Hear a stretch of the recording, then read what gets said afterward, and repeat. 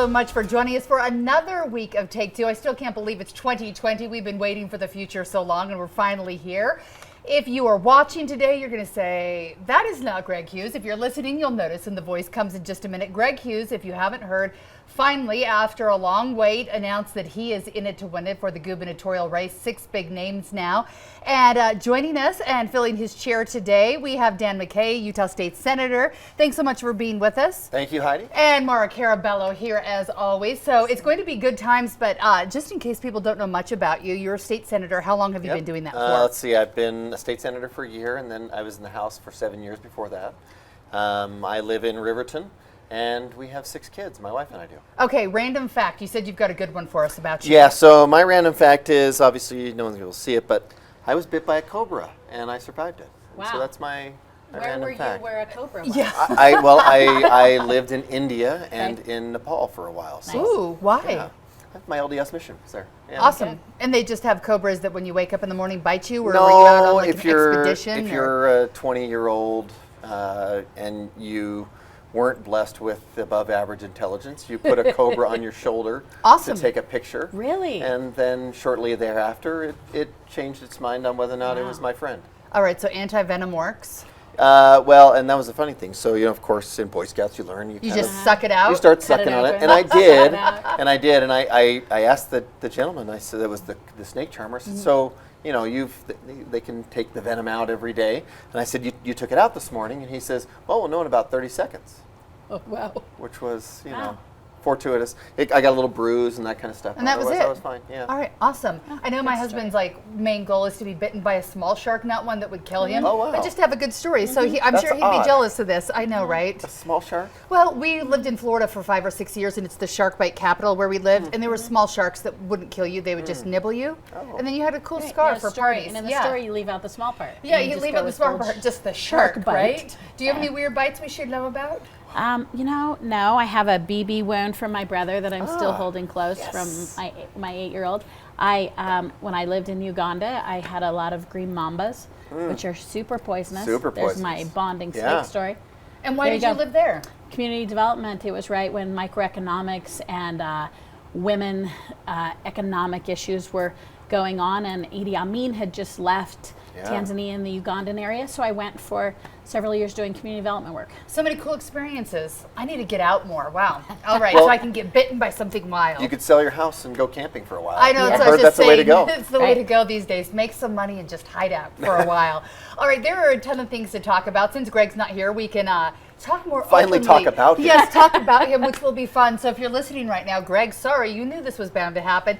But the crazy thing is, and I think this is an awesome thing for the state of Utah, that we have an open seat and we have 6 really good qualified names in the race. When you're looking at this race, are you thinking, you know, there's someone who's a clear winner right now, or do you think that when you have 6 people, this is going to spread it out and it's going to be a dogfight? Well, you'll remember the Salt Lake City mayor race. Yes. Right? Everyone said, why is anyone else running? Jim DeBackus is so far ahead in the polls. Why is anyone else running? And then he didn't make the primary, right?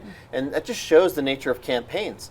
And what you learn from early polls, especially when there's high name ID type of candidates, is you quickly identify what their ceiling is, right? And so if I'm Spencer or I'm John Huntsman, I'm looking at those numbers that are coming out early, and I'm a little worried because those are their ceiling. And they can only, and now the other candidates, their job will be, what can they take from that? Right? I completely agree with Dan about how interesting 2020 is, and that usually at this point the back rooms are race calling, and there's some coalescing around who will win. It's not true this year. People are not sure, and there are several different strategies. We'll take our friend Greg. Greg is the only one who's announced he's not going to do a signature gathering alternative and just go through convention, and that clearly is a strategic plan for him in which he's shooting there, and it makes some sense, but it also might not make some sense. And Huntsman has a road, and as you said, they're all qualified. And what I find so interesting about this race is that no matter what we say in a soundbite, it's not settled at all. And there's lots of room to discuss and to see who's going to rise to the top. and who's going to start to resonate. I think an interesting question is how you pop through a field this large, right? And how do you distinguish yourself, and who gets traction and who doesn't. And what I like is we don't know yet. We don't, and they're all dynamic. They all have something to bring. The shout out we should probably give too is Bishop still.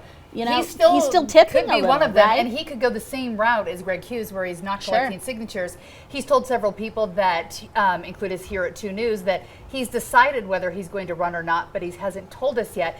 Is there a good reason why he'd hold back at this point? I think he's a long-standing strategist. He's been in this. He's been in the public sector for so long. I think he's aware of the components of name ID. I also you have to suspect that where Rob Bishop, as you suggest, where his bread and butter is with delegates and the Republican system people. And so there's maybe some gamesmanship to holding on. You're not going the generalized route. You're going the specific route. So he's got some room. As we all need to be reminded, the formal declarations happen in mid-March, even though we're in the midst of talking about going on races. We still have a few weeks where others can show up. Yeah. And pardon the expression, candidates love to be flirted with. Right. They do. Is this a terrible thing? I mean, we all did probably like in junior high and high school, right? And it's no different. If you're a potential nominee, people are peppering you. Hey, are you running? You want people to ask. You got people asking you questions. You're thinking about running, and you're relevant, right? You're part of the story. We're still talking about Rob, and honestly, if Rob decides to run, he's going to be formidable as well. Can you imagine 7 highly qualified candidates for state governor? That's amazing. Right. I love to see that, because oftentimes when you go to a state and it's a one-party state, which Utah I think largely is still, I think we're moving away from that. But I think it largely is. Sometimes you can see those races where they're uncontested, or there's a couple people. Are we moving away from it? Come on. I think we are. I think, Maura, don't you think we're moving away from it? I think we are. I think the assessment that the statewide seats are just heavily Republican is fair. I think that to say every seat is Republican doesn't have an awareness. Yeah. And certainly who we always forget are local electeds, right? When we talk about who is elected, we forget locals, and locals actually, and most of them are nonpartisan, but you sort of know their disposition. So I do think that as we diversify a little more, and I'm not just suggesting people moving in, I'm just saying as Utah changes, I do think there's more competitive race. We would have to say at a statewide level, though, you're really looking at it being a Republican race. The other Have thing the Democrats even put a No, that's what I've been nominee waiting forward? to a couple of see. people, A couple names, but Like who? nobody's owned remember, it. and that would be that's a really the good problem. indicator. Is I'm thinking I don't remember their names. Yeah. And they didn't come from much traditional experience. The other thing that's really interesting about 2020, we've had this option to signature gather, which essentially changes the dynamic at convention and somewhat changes the dynamic in the primary. This is only the third cycle, as we would say, so it's 2 years. We're new at this. We're new, and so we haven't established traditions. I've noticed a lot of people want to point to 16 or want to point to 18. It was a different lay of the land. Yep. So what again I love is, yes, you can look at those and try and figure out if it indicates any strategy, but we have never had an open test where we have multiple places. So this is the moment I'm going to give a shout out, particularly those in Salt Lake County who have already received, if you're unaffiliated, you've already received a question from the clerk's office saying, hey, register for the presidential election. And let me just tell you why we should do that. We should do that because Utah has been looking for national relevance for a while. We've changed the time, both Republicans and Democrats trying to get people to pay attention to our votes and our electoral votes. And we've been playing with it for a while. This year we're part of Super Tuesday, and while we may not feel it this year, if we all get out and register, and for those of you who love being unaffiliated, one, you can participate in the Democrats if you want to as an unaffiliate, but you can also register for a Republican if you want and change it back. But a lot of people are doing it. For the presidential, the reason to do it though is then if we can get a high enough turnout, maybe for the next presidential cycle, Utah starts to get in play. Just remember, if you register as a Democrat for the primary in the presidential race, you can't change your affiliation at that point. And then in July, is it July? Yeah, July for the primary, you can't then be a Republican. And for those of you who want to sign a ballot to support a Republican governor's candidate, you should probably keep your registration because it'll mess up that getting their signatures for those races. Yeah, it could get confusing. And I have spoken to some people who I think are hard and fast Democrats, but they realize they're in a state where if they want to be a part of the conversation, they need to register as a Republican so they can be in that conversation early. So it's interesting to watch, because I think a lot of times the reason why it's a closed primary is Republicans think that all the naughty Democrats are going to come and vote for the weakest candidate that their Democrat can beat. But I don't know if that's the case. Do you think it is? I think there's a weakest. I don't think there is no weak link this time, right? Exactly. There is no one on that 6 or 7 candidate race who you'd look at and say, you know, that person is probably going to lose to a Democrat if a Democrat was going to run. I'm also going to give a shout out to those who are left of center, and I won't name names, but you have some options in the Republican primary for those who do reflect left of center values. Yeah. That's right, there are options. Statistically, nationwide, they say that it's less than like 0.5%, 1% of people that actually play that Switch, game. Yeah, but people, once they make a choice about an affiliation, they like to play in their team's game, right? It's true. And the hard part is when you have such a competitive Democratic primary field as well, and you have Super Tuesday, it is hard not to want to be part of that, right? And like I felt that way with the Republican race last time, it's hard not to want to be part of that. Yeah. So 2020 is going to be awesome. It is going to be awesome. And I can't believe that we're already, I feel like not that long ago we were like, oh my gosh, it's still 2.5 years to the race. But we're in it now where we're like, we've got 10 months. This is going to be some hard running. While we're talking about elections, Governor Herbert is still in office right now, and he came out with his budget, $20 billion. Still? Is it like underlining still? Well, he's there. He exists. So he's still in charge right now. $20 billion, that's a lot of money when you think about our budget. There's some interesting things that came out of this. He put a freeze on higher ed. Was this a good idea? I know that families, I mean, it's a lot of money that's going in there, and he wants the universities accountable for where that money's going. So here's how I think of the governor's budget. Yep. I think it's a great way for the executive branch to use their bully pulpit. And I think it's a great way for them to indicate or cater to interests they have. And I don't mean that in a negative way. I mean, like, he's sort of using that to say these should be the priorities and here's what we should do. A couple of things that happened though is, I mean, it's a big budget. And so I think if I were a legislator, I'd love it because I'm probably coming in under that and looking pretty sharp. The other thing that you'll hear from legislators is that, you know, I'll be the more brazen version. They take a glance and throw it in the garbage. So sometimes the governor's budget is not really used. It's not the role of the executive branch to lay out, but it does indicate where he might put some energy around. And the other thing the governor's budget should do, and is interesting to look at, is it somewhat locks in the departments about where those priorities are and gives some limits to how department spending is going on. So I think what Governor Herbert told us again is he's doubling down on education. I think there were many of us who loved to see the emphasis on the young, the pre-K, and that we still need to fill that. And most of the data is showing that those are really good investments. He also really doubled down on air quality, which continues to be a top issue for voters and a place that we're all frustrated and working on to go. So he really did, if anything, more than ever, really double down, not only on education, but the spending of it. So if Governor Herbert were a social media influencer, I think he'd say #budget goals. Now, you're one of those legislators that we were talking about. Are you heeding what the governor said, or do you have your own plans and you're going to chuck it in the garbage? I think that the governor is, the budget every year is always an interesting component when the governor comes out for it, right? And I think when I started in the legislature, we were close to $15 billion. Right. And now here we are 8 years later, and we're close to $20 billion. That's insane, That's a big number jump, right? We've seen a 25%-ish jump in our budget in the last 8 years. It's a big deal.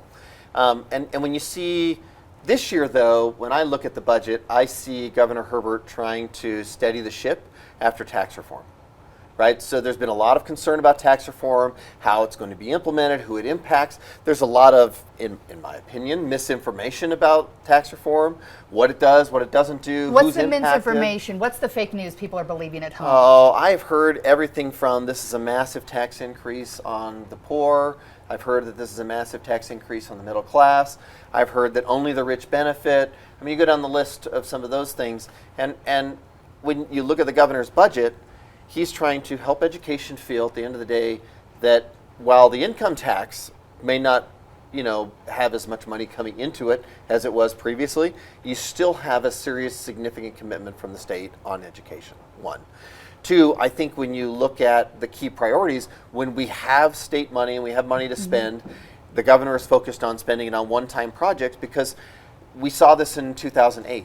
The recession had already started in 2007, but we were so ahead of our skis that we had so much money coming in that it appeared to be scheduled for in our forecast, and then we had to come back in special session to trim back the budget.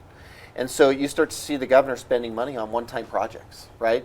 And that is the best way from the legislative standpoint, to shore up the budget, is to spend it on one-time infrastructure-only cost so that when that money is spent, it's not committed to the next. And two, if we need to roll it back somehow, there are projects we can, undo or roll back. So I like the governor's budget from that standpoint. Let's talk a little bit about the taxes right now. You mentioned the tax switch, the tax referendum we've been talking about for weeks here now. And I don't think any of us thought the referendum really had legs and that they would get the signatures they needed. But Maura, Harmon's came in yesterday out of the middle of nowhere and said they're going to open their stores to signature gathering. The governor was not too pleased. I have his statement on it right here. He says, "We are disappointed in Harmon's actions to allow signature gathering to repeal the recently enacted tax modernization package at their stores. As a corporate citizen in the state, they have a right to engage in the political process, but they also have the responsibility to do so in a way that elevates the public's discourse and is based on facts and not emotion."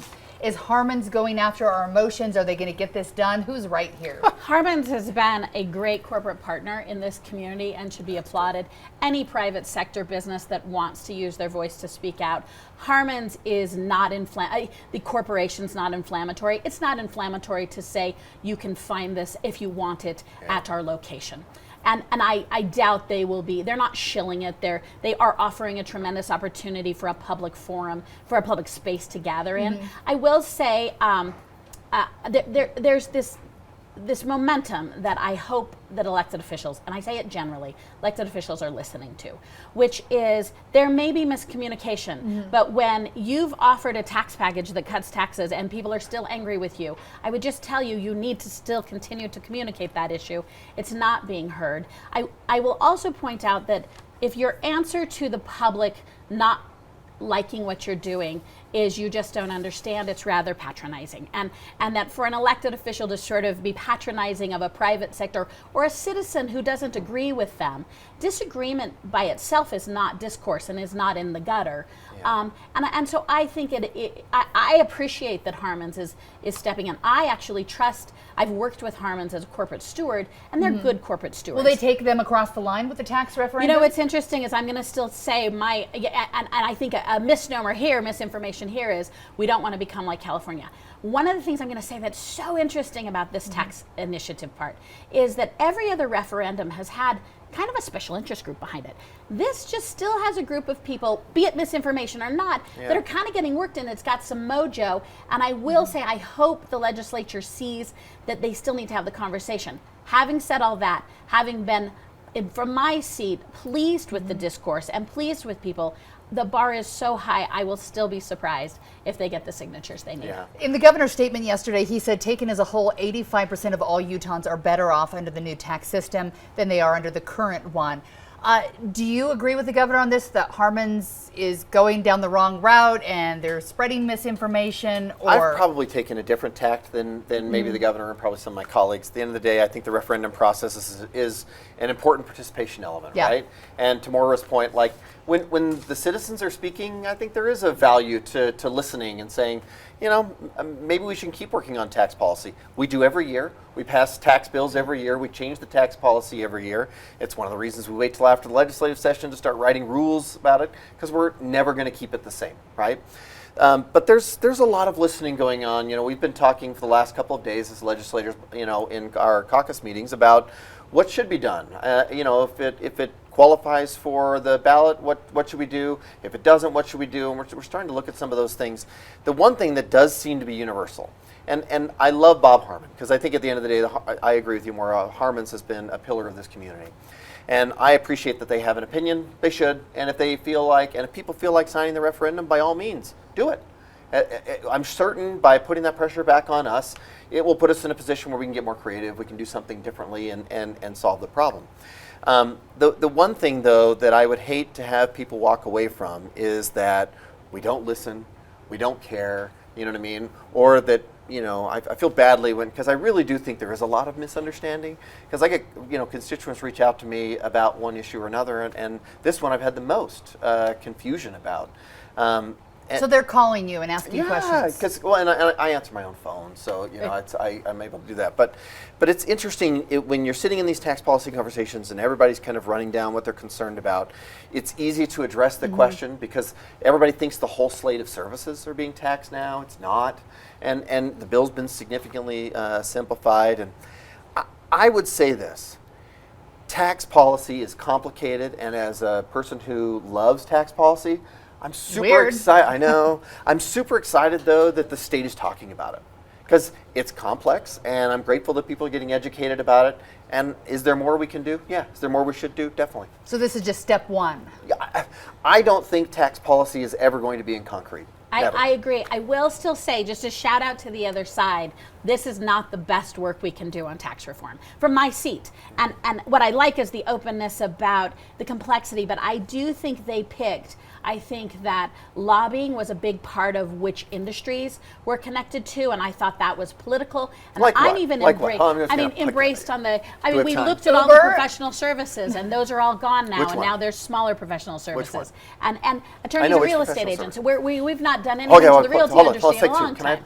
Okay, take two. Ooh, that's the name of the podcast. Yeah. Take two. Yeah, nice. Ooh, okay. So real estate agents, right? We tax property. We Sure. tax real estate agents' Sure. income. So now we're going to add another cost, and then we're going to go out there and put legislative money into affordable housing. Ooh, The list- realtors, the they list- have lobbyists, tell me why that right? makes The sense. list of things that we are Hold on, taxing, the attorneys. professional service Hold on, industries that Maura. we're taxing could make that exact same argument. But really the heart But of it is attorneys, I'm a not going to let you finish because I got these taxation two. on Attorneys, at the end of the day, food, then you attorneys look were at going to make saying due we have a process and budget collecting due surplus. process more expensive. Maura, We come don't- on. Walking so- over me doesn't help. Hold No, on. but Ooh, this is fun having but- you I know. two I'm just here. telling you.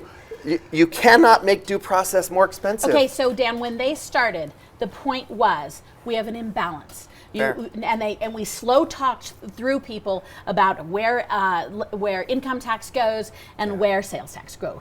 And the very problem that was identified is that we needed to change the imbalance. And the solution is not anyone's version of changing that imbalance, including the Republicans.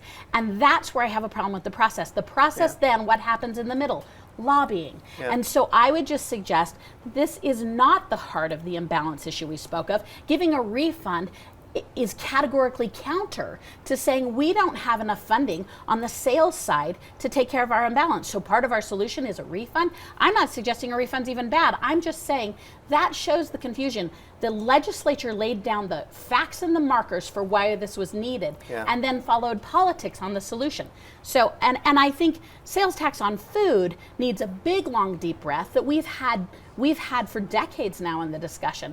And so I'm just saying, for those of us who still have anxiety about the methods and the means, I think it's fair. I think it's fair for this package. Agreed with you that tax reform happens every year. But it was the legislator who raised their hands and said, we're going to do epic tax reform. And so if you're going to raise your hand and say you're going to do epic tax reform, then you have to do the due diligence, dot your I's, cross your T's. And I just don't think, while I will agree that everyone was well intended, there are no bad actors, I don't think saying that the individuals are bad is true at all. I will say the collective, I do not think represents the solutions they told us they were going to do for us as citizens. So, Ooh, it and when just- Greg was sitting here, he could say that he wasn't a part of the process because he's watching from the outside in now. You're inside of it. Inside of the process, did you feel frustrated, like you didn't have enough time or didn't have time to understand and wrap your mind around all of it? No, They've been look, working for a while. the process for me, we started, I've been in the legislature for, like I said, 8 years, 8 legislative sessions. When I got in the legislature, we talked about the fundamental systemic imbalance in our funding sources. So this is years in the works. We are 8 years into this, and to Maura's point, the process, I will argue that the process could have been better, right? I'm not sure about the outcome, because the outcome, it takes 38, 15, and 1. 38 votes in the House, 15 votes in the Senate, 1 vote in from the governor to sign the bill, right? And could there be another way? Like, let's make Greg Hughes, for all intents and purposes, king for a day and let him write a bill about how we would change the taxes, He'll right? do it, right. He'll do it his way. Right. And the problem is, you've got to bring all 104 little governors into a room and all of them have to make a decision about what their fingerprint's going to be on the bill. And I can point to all the different ways the bill could be different or would be different if I was in charge. I'm not. I know this is one way we could take a step forward, and history will judge whether or not it's positive.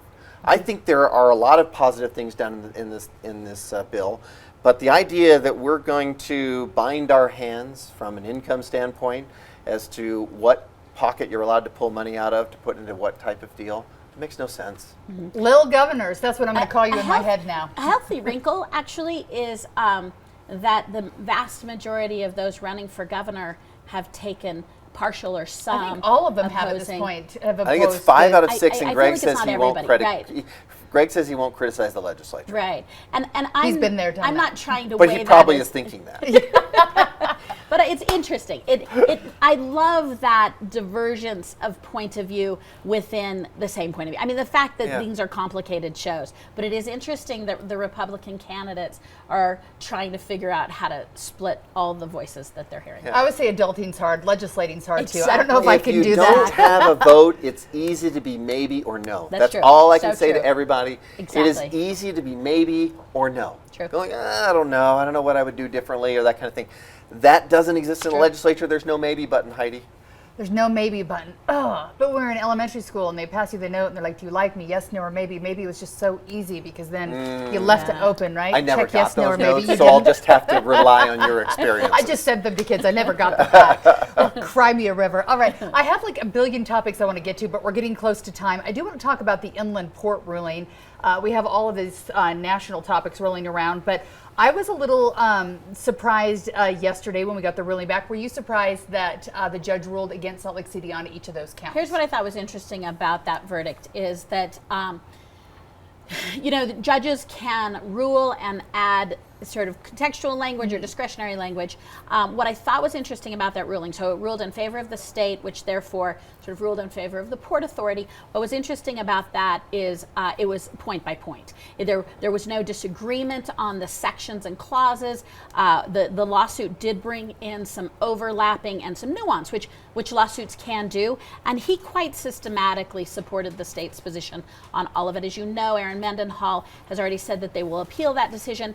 People can see that any way they want, but one way to see that is that's just what an opposing entity often does, that says, let's go entirely through. I want to double check that ruling. So I don't necessarily want to see that as an overly aggressive action by the city, although for sure local municipalities and jurisdictions, this is a jurisdictional question. But I will say what I was struck by is how thoroughly the ruling came out in favor of the state of Utah. Is the city getting screwed in your mind with the deal? The process that they went through, I do not think was in the city's favor. I think that Mayor Biskupski leaving the table didn't work. And I think the breakdown of communication didn't work. And Salt Lake City and its residents have a bad taste in their mouth about the process that I'm going to say to the Biskupski administration, they own half of that problem. And I think what happened is the legislature got aggressive and sort of said, we can do what we want. So the process stunk. I will tell you that I don't think at the end of the day this has to turn out bad for Salt Lake City. I think at the end of the day they can find some tax relief. I think at the end of the day they can direct some of this mitigation money. I think if you really understood the Port Authority, you would understand that the Port Authority's money could be spent to mitigate all the concerns they have. One of the misnomers about the authority is that I think people think that if they had won the lawsuit, the port would go away. Now, the port is a bunch of property held by private developers who are developing one way or another. The authority allows maybe an insert of public will. So whether that's in climate mitigation, whether that's in green building, whether that's in schools, I don't know, we haven't figured, no one has heard what the Port Authority is going to be there. Yeah. But I will say, I do think there are some outcomes for Salt Lake City that they could get behind if everyone, all of those Salt Lakers, can get over the fact that the process didn't feel great. Yeah.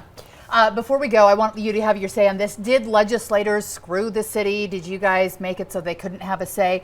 Or does this ruling right now say, okay, well, we can move on. We made good decisions. The state's in charge. We can all work kindly with each other and make this work? What do you want me to say here, Heidi? I want you to say whatever you want to say. Oh, lovely. Well, the idea that something that is going to be an economic boom for the state and the surrounding region is going to screw the city, so to speak, is somewhat of an interesting conversation to have.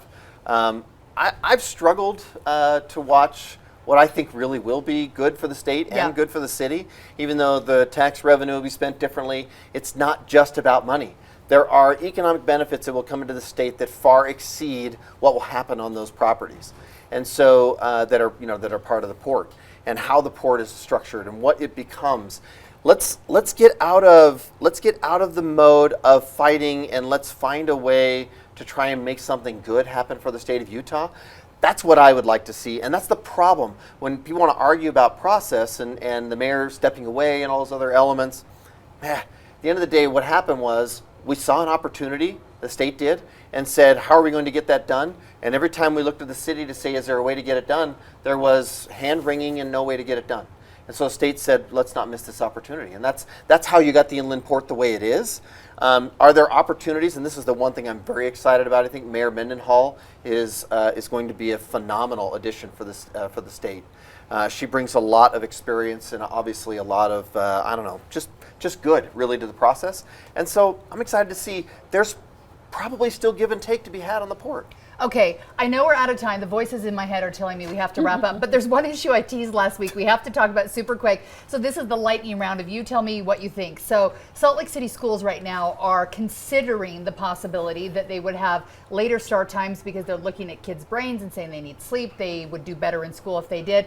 All of us here at the table have a teenager that we have to drag out of bed in the morning and send him to school. Do you like to drag them out, Maura? Yes or no? Do we make this go back? I love the morning. Yes. I love the morning argument. So I think start times changing. I'm going to throw another issue into it, and I would love to see more schools look at schedules in which they flip the order. We see that kids like and dislike subject matter depending on the time of day they are given that class. There's so much innovation, and I love the later start time. I love the look at changing schedules. The only thing I would ask is that I think the remedy should be found with the school districts, and they might vary district to district, and it's not a legislative remedy. Sure. All right, what do you think? I think Maura's right. And lock, stock, and barrel. I think she's right. The idea that the legislature should tell everybody how to do it might not go as well in certain rural districts especially. Right. I mean, there are a lot of things to consider. They're up feeding the cows at 3 in the morning. May as well go to school at 7. Might as well. Yeah. All right. I like this discussion. We're going to have more of it at my house. I would love an extra few minutes to sleep in. I'll be less grouchy the rest of the day. Thanks so much for being with us, both of you today. Tell your friends, subscribe. Thanks for